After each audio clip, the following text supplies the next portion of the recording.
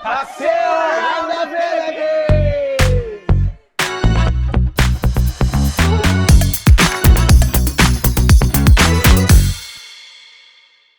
So we're continuing this series because people tend to like it, and it's also really fun for us to kind of research all the different dishes that are in the Philippines. We've selected a few that we think represent Paksiw and the cooking style of Paksiw and its technique.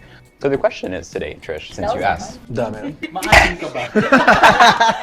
Sino ang pinakamaasim sa atin? Sino yung pinakamaasim? Parang Si Seth. What is the primary difference between adobo and Paksiw? The laurel leaf. Your confusion is basically the confusion of everyone. Colonization? It came from colonization. I love that everything, that's the answer to everything when it comes to Filipino food. Colonization. No. It's hard to tell.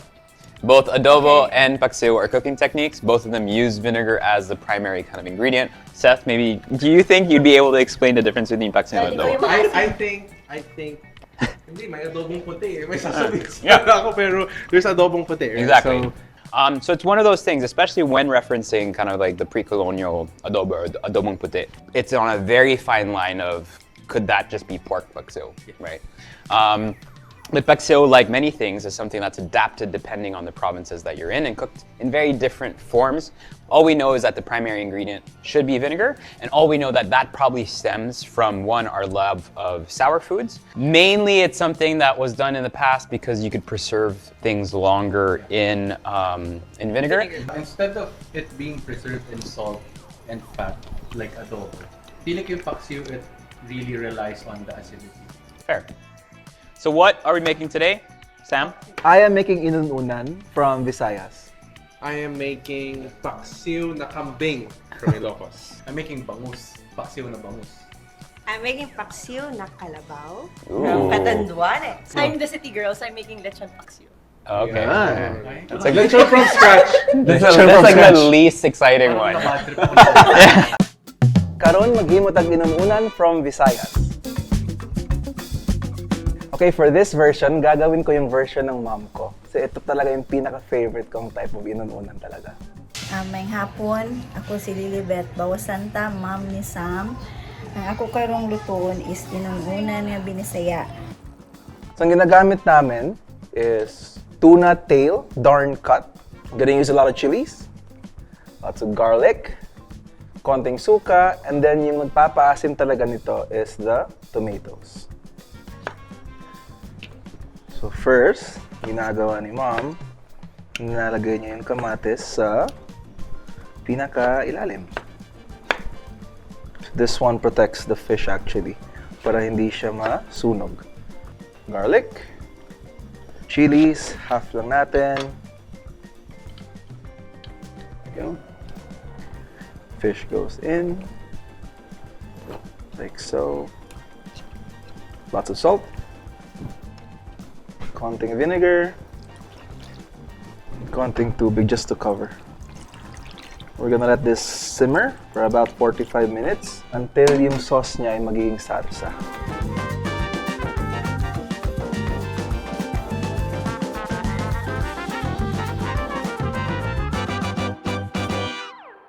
So ito talaga si Trish tinawag ko kasi nga very curious siya about this Inun Unan.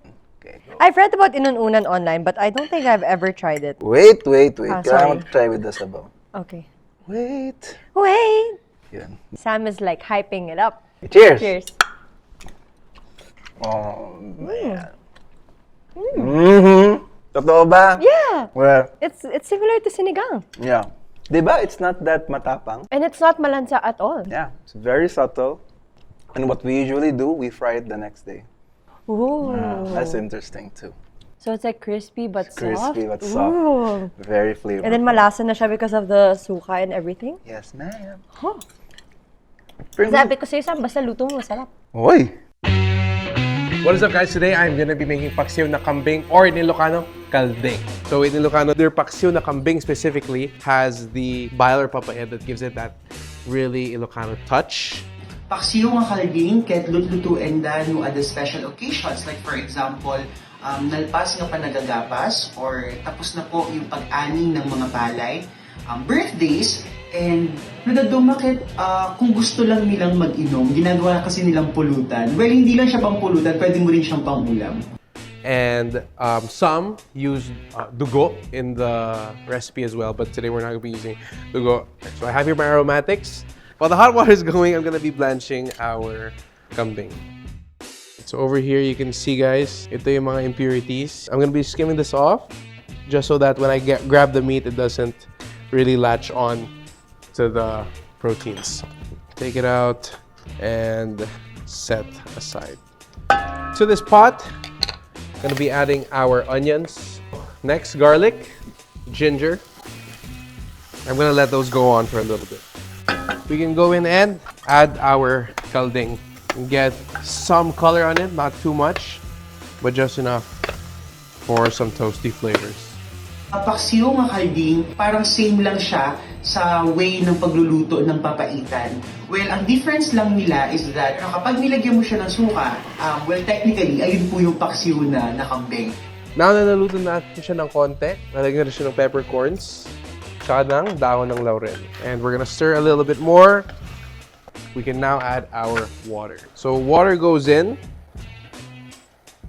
Now here, I'm gonna be slow cooking this for about 2 hours. You guys have the option, obviously, to use a pressure cooker as well. But since it's kambing, I really want to take an eye on it and really just see if I'm not overcooking it.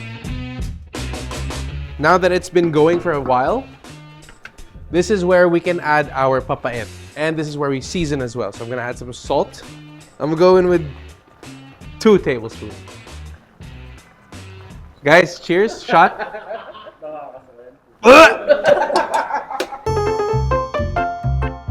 Alam nyo pag nagigising kayo sa farm nyo sa probinsya ng umaga, tapos amoy ganun eh. Guys, so ayan na. Tignan nyo naman.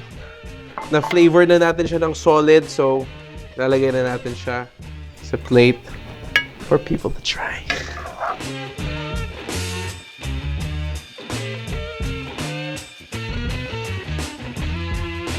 I have here our amazing bowl of Ilocano Paksiw na kalding. It's such a tongue twister. I don't know why. But it's important to note that, some use laman loob as well. They add more vinegar, they cook it with more laman loob. And the person that's going to be trying this with me today is none other than our second pickiest eater. Oh, hindi naman! Hindi naman, grabe naman. No, she's not a picky eater. Okay, so over here, I would like you to try it before me and tell me what you think. Okay. You have to get a little bit of the sauce too. It's not. Hey, here. Let me give you a spoon. Let me give you a spoon. Para a little bit of everything. A little bit of everything. Okay. Cheers. Cheers. All right. Mmm. Ang sarap. Paano mo na pa sobrang lambot yung meat? Really slow cooked. So I wanted to make sure that it's Sobrang cooked really lambot niya. slow. Hindi na bibigla, and that really. I didn't want the meat to shred before your eyes. Yeah. So I wanted to make sure that It melts in your mouth the meat. And I think the vinegar really cuts through all the pait. Actually, Yeah. and the pait comes in as a secondary flavor and just Pero to actually, season. maganda yung balance ng tangy, tapos may konting pait. Yeah. Really good. Cheers. So we are making paksiw na dilis from Bolinao. I've had this dish before, but I've never made it. So I've seen versions of this with banana leaves, but I think the most traditional way is using mango leaves, which I've actually never ever cooked with. Ang diferensya lang siguro sa amwa is nagagamit may og dahon sa mangga.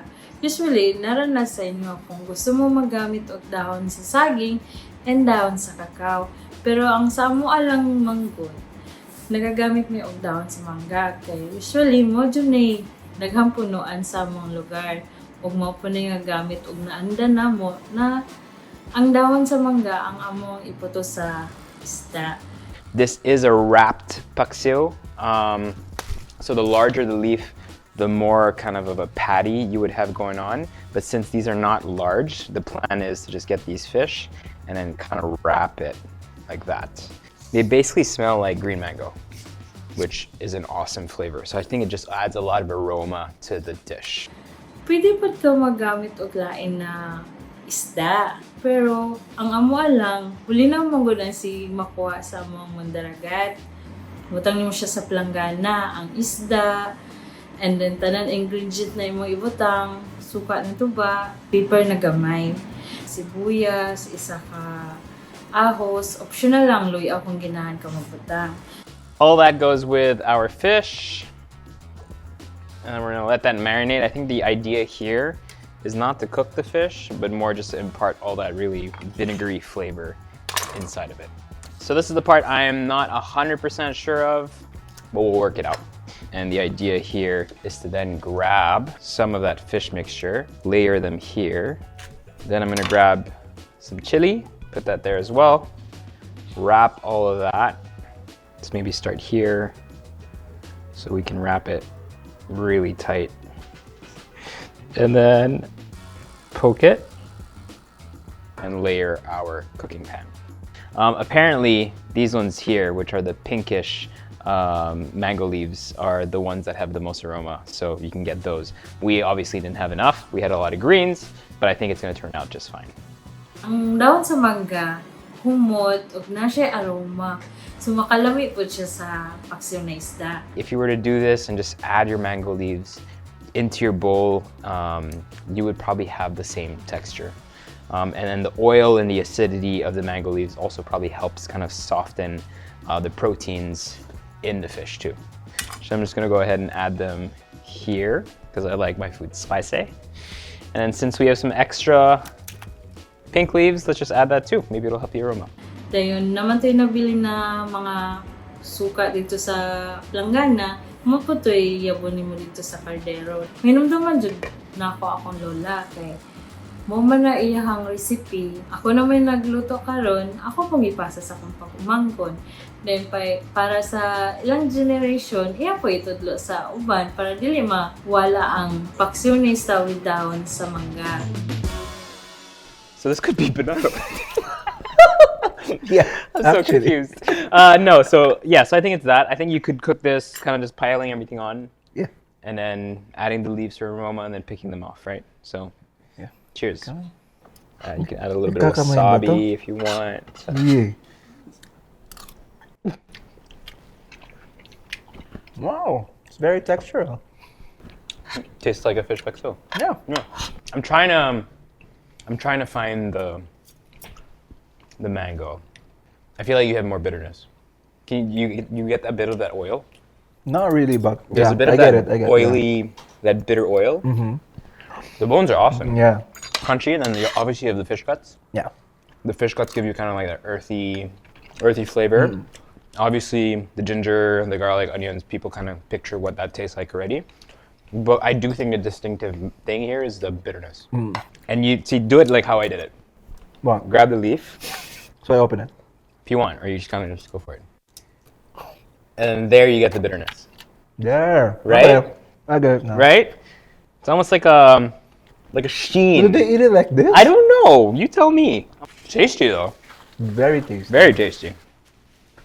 Bolinao, Bolinao. you know what you're doing. We'll come see you soon.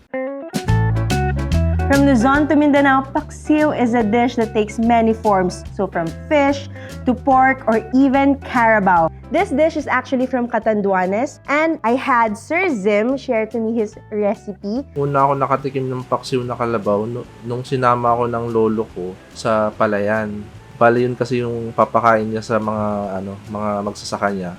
Mula noon, naging favorite ko na siya. So meron tayo ditong kaldero. Into this, ilalagay natin ang ating cara beef.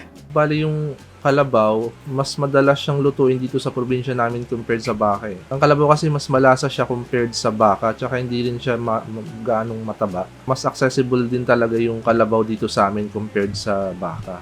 To this, we're gonna add our aromatics. Pagsasama-samahin lang natin yung bawang, sibuyas, luya, laurel, pamintang buo at sukang tuba. Isa sa mga pinakamahalagang sangkap dito ay yung sukang tuba. Dahil may kakaibang asim kasi ito na hindi matutumbasan ng regular na suka. And we're going to give this a quick mix kasi Once napapakuyan na natin siya later on, no stirring na allowed. Simmer natin for about mga 15 to 20 minutes. Huwag po natin haluin kasi mag-iiba yung lasa ng suka sa karne. So it has been 15 minutes and our cara beef is partially cooked at saka medyo nag-reduce na din ang ating suka. So now we are going to add water, just enough to cover the beef. Pwede na natin ilagay yung tubig. Siguro mga 2 to 3 inches higher dun sa level ng karne natin. So papakuluan natin to ng 1 to 2 hours or hanggang sa medyo lumambot na siya. Now that our cara beef is slightly tender, add na natin ang ating gabi. Ito yung magdadagdag ng lapot sa ating sabaw. Then, ilagay na natin yung tanglad. Medyo hinuli natin yung tanglad para at least hindi mawawala yung lasa at yung aroma. Add water if needed. And now we're gonna allow the gabi na mag-tender at the same time medyo lumapot ang sabaw. After nun, pwede na natin timplahan ng patis, asin at paminta. Depende na lang sa panlasa natin. Kaya nung nagkaedad ako, nung natuto na ako magluto, madalas ko siyang lutuin tuwing weekend sa family ko. Ito na ngayon yung sinashare ko sa inyo na recipe. So sana magustuhan niyo. Our paksiw smells so good right now and I'm very excited to share this with Chef Martin! Tugs, tugs, tugs, tugs, tugs, tugs, tugs, tugs, tugs. Wala tayong coordination eh. Ako na. Okay, This is? Chef. This is paksiw na kalabaw. I feel like cara beef is underrated. You know? Right? I feel like it's... I hope na mas maging available pa siya here. And I feel like it's cheaper. Cheers. Less expensive. I love it. Really. So yung usual na anggo, nawawala. Kasi syempre covered by acid and the aromatics you use. If you So, were to put natatanggal gulay, what talaga. would you put? Gulay. I think kailangan niya ng something green. Yeah. Sili. Actually, you can put sili. Kung prefer nyo ng mas maanghang or may konting anghang, may kick, you can actually put siling haba, yung Yeah. green Ah, chilies. Hi, I'm Trish and I am doing Lechon Paksiw.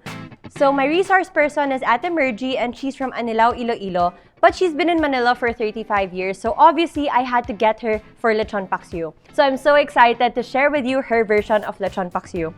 Minsan po may family day kami.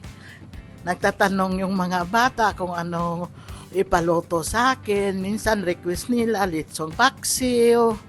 For our ingredients here, we have lechong baboy.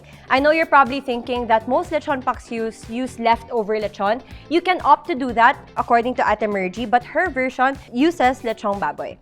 Ang alam ko po, pagluluto ko sa paksiw po, lagay ko naman ako po ng sibuyas, bawang. Now, she uses 1 head of garlic. Sabi niya, nagpapasarap daw talaga dito yung bawang, and I believe her. Now, we add our lechong baboy. So this is very simple to make. If you have any leftover meat that you want to paksiw, you can also do that as well. Mantumas, tapos water po. And simutin natin yung bote. Maglalagay po tayo ng tubig. Siyempre, bawal masayang yung sarsa. Suka at saka pamintang durog. So for some people, they put laurel leaves in their lechon paksiw. But fun fact, Ate Mergy cooks her liempo or lechon baboy from scratch before she makes paksiw. And pinapakuluan niya to with laurel leaves. So doon naglalasa yung laurel sa mismong baboy. Lulutuin ko naman po ng 45 minutes. Pag kumulo na po, slow fire ko na po hanggang lumambot po.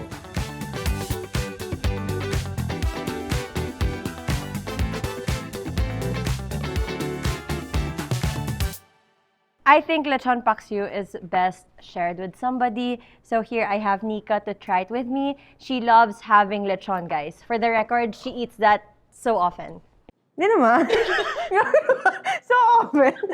Basta pag may event lang. Alright, let's try. Is this how you have lechon paksiw in your province? Actually, medyo different siya kasi for us, wala kaming nilagay na sarsa. Oh. So it's more like lechon lang talaga siya and suka. Suka, okay. Do you like the skin soggy? Actually. Oh. Pag lechon paksiw. It's interesting kasi medyo different yung lasa niya to what I used to, kung ano yung nakasanayan ko na lechon paksiw. I think paksiw is the best of both worlds because you know how when you eat lechon, you like eating it with sarsa and vinegar? So this one has vinegar and sarsa. I never thought about that. You don't have to choose anymore. Naisip na ganyan. So very malasa siya, but you all can also feel the asim from the suka. And then, syempre, malasa na mismo yung lechon. Lechon in Metro Manila is more sweeter compared to ours is more of nasa ano siya? Asim. Asim side. I guess it's also because of the sarsa. Yes. But now you know. Welcome to Metro Manila. City girls! Thanks. Okay, game boy. Game tayo, mga kaibigan kong maasim.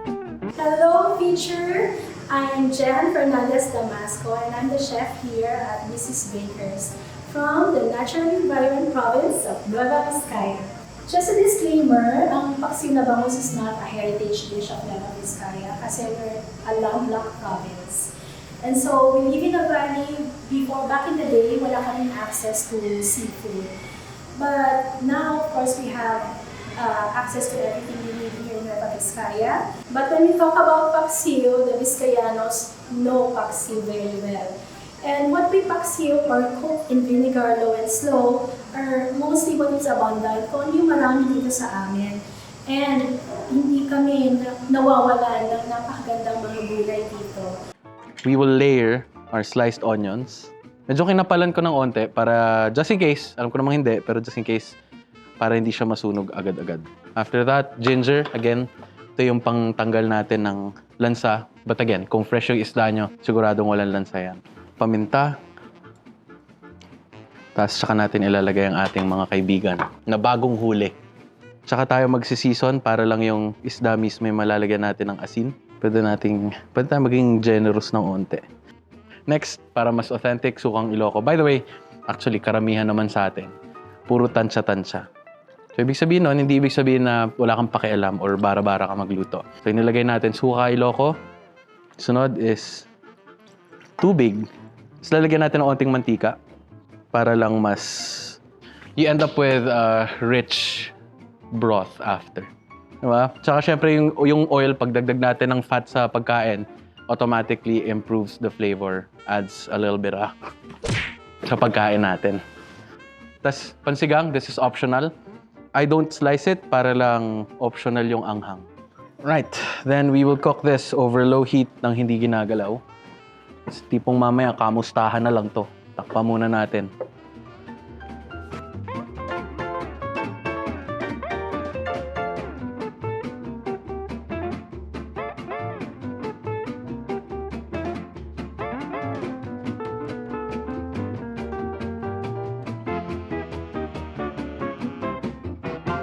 Is that for me? Yeah, this is for you, man. Hindi ako nagagawa. Bibigay ko sa'yo Gagawa ko rin yung pinakamatabang parte ng bangus. Ayaw na.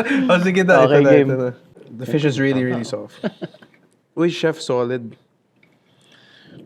Ayaw kong matinik. I'm actually scared of this cut because it has the most tinik. Yeah. Okay. That's me.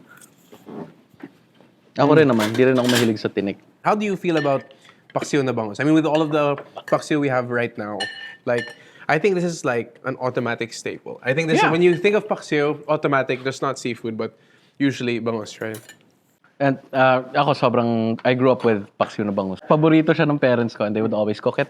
And the thing with Paksiw na Bangus is they cook it in one big batch. And pag gusto, tatanggalin sa ref, iinitin. It's just super good. And what I like about Bangus mismo, it's like a blank slate when it comes to flavor. Yeah. It really gets the sweetness from the cooked down sukang Ilocos. It's really good. I'm always a big fan of acidic foods cooked properly. Sinigang or Paksiw? Oh. Question of the day. Guys, for those of you watching, tell us down below, sinigang or Paksiw?